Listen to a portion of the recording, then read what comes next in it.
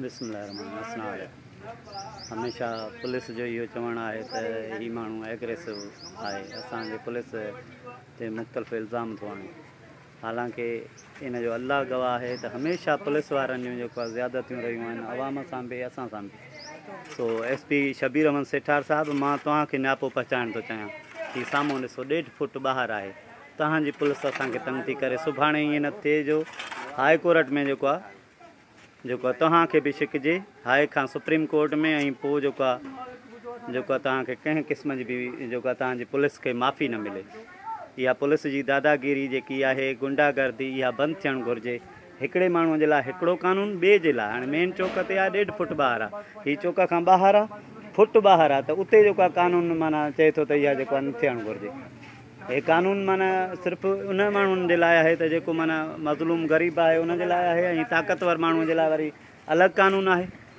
सो इहा पुलिस जी दादागिरी न हलंदी, गुंडागर्दी न हलंदी। ऐं मां खे सुबुह सां नवाज़ लोडरो जेको हेड कांस्टेबल आहे, न्यापो ॾेई वियो SHO सां मिलणु। SHO सां मां छो मिलां, मां को मुजरिम आहियां छा? SHO मूंसां मिले। SHO जी उहा हैसियत न आहे, हू पब्लिक सर्वेंट आहे, ऐं पब्लिक सर्वेंट जॾहिं ॾोह जो ॾोहारी आहे, माना धमकियूं थो ॾिए, त अचे पाण मिले न। सो मां वरी बि सेठार साहिबु तव्हांखे चवणु थो चाहियां, तव्हां सां मिलियासीं, इलाही पोलाइट आहियो, पर तव्हां पंहिंजी पुलिस ॾे कुझु ॾिसो, ऐं उन खां पोइ जेको आहे फ़ैसिलो कयो त तव्हांजी पुलिस किथे पहुतल आहे।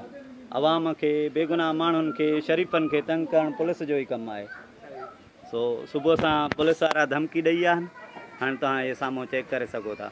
अचे पाण अचे हुन मुआइनो कयो त छा जेको आहे मां कानून जी ख़िलाफ़ वर्ज़ी थो कयां, या तव्हांजी पुलिस थी आराम जी बिलाइप करे। सो शबीर अहमद सेठार साहिबु, यादि रखो, जेकॾहिं तव्हांजी पुलिस न मुड़ंदी त सिधी ॻाल्हि आहे तव्हांखे बि हाणे छिकियो वेंदो।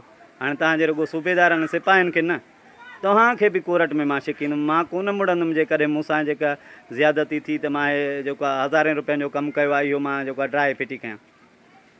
कानून आहे त सभिनी जे लाइ, सभिनी जूं ड्रायूं वञनि, उन खां पोइ मुंहिंजी खे बि ड्रायो वञे, या गॾे हिकु ई टाइम बिल्डोज़र घुराए सभिनी खे ड्रायो वञे।